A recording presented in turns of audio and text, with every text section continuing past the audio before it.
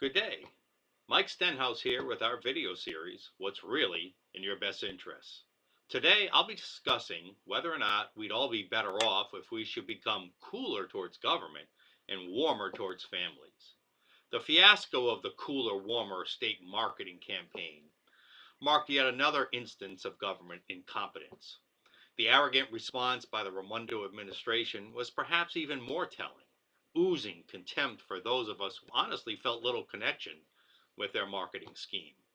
Their condescending attitudes do not give us confidence that the political elite are truly working on our behalf, but rather advancing the special interests of their friends and special agendas. After all, the political class knows better than we do, don't they? So how could this rollout, this cooler, warmer campaign, not be in our best interests? And now with the governor's roadworks projects, we see another well-orchestrated government bait and switch with the 610 connector, with a focus on building a green gateway and a tunnel instead of fixing dilapidated bridges and roads as we were so often promised.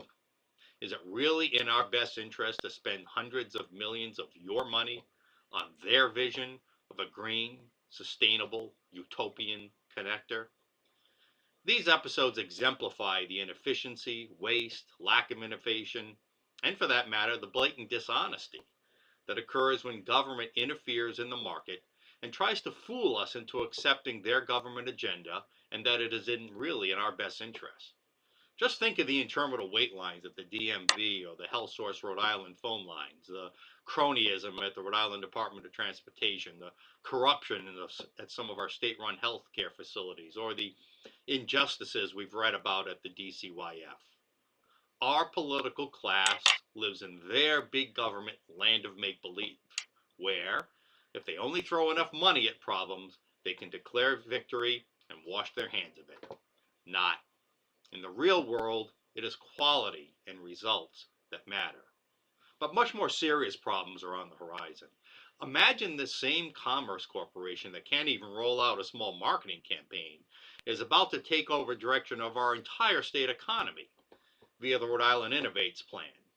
The plan that recommends hundreds of millions of your dollars be spent on special deals for insider companies, in targeted industries, in just designated locales. Does this sound like a plan that has the best interests of your family in mind? Rhode Islanders have had enough of these behind-the-scenes, 38 studio-style special deals that only help the insiders. And then they have the nerve to ask us to pay for it. Rhode Island's political class views low-income and disadvantaged people as incapable of fending for themselves without government assistance. And now our state's official economic development plan wants you to believe that their crony corporate plan is in our best interests. I've called this trickle-down socialism. How many of us actually believe the special interest-laden plan will produce new opportunities for your family to engage in meaningful work, to be self-sufficient, and to rise up the income ladder? It's high time Rhode Islanders started feeling cooler towards government and its excessive interference in our lives. Instead, we should embrace a warmer attitude towards families and the free market. What if we were to realize that the status quo, big government approach that simply throws money at problems and attempting to meet arbitrary material standards actually had an adverse economic impact and also resulted in an unintended consequence of breaking apart our family units? You know, new national research by the Family Prosperity Initiative, in fact, you can go to familyprosperity.org, convincingly demonstrates this correlation. In states that promote pro-family policies, we see stronger economies.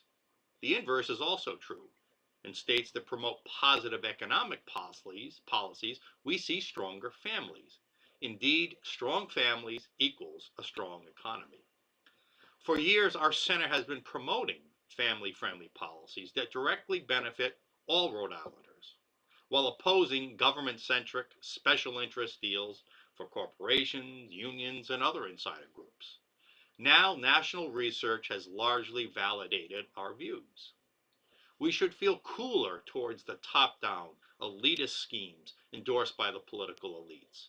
Instead, we should feel warmer towards ProFamily Policies that will truly create an economic climate that encourages small business growth, creates quality jobs, and that leads to a better quality of life for our families. As many of you know, I had a major league baseball career. Go Red Sox. Wasn't much of a successful career as it turned out, but at least I had a few hundred opportunities to take a swing at a big league fastball. Unlike the left, who see many of our teammates as liabilities, who should be relegated to idleness on the bench or the sidelines, you and I see the potential productivity in each and every one of us. You and I believe that every American should have the opportunity to step to the plate, dig in, take a swing at life, then step to the plate again, and swing again if they fail the first time. You see, in recognizing the potential in each and every Rhode Islander, liberated from oppressive tax and regulatory burdens, I believe in the capacity of free people to prosper in a free society. In the coming months, you'll be hearing a lot more from our center about the Rhode Island Family Prosperity Initiative, so stay tuned. Thank you for watching What's Really in Your Best Interest. This is Mike Stenhouse signing off. Good day.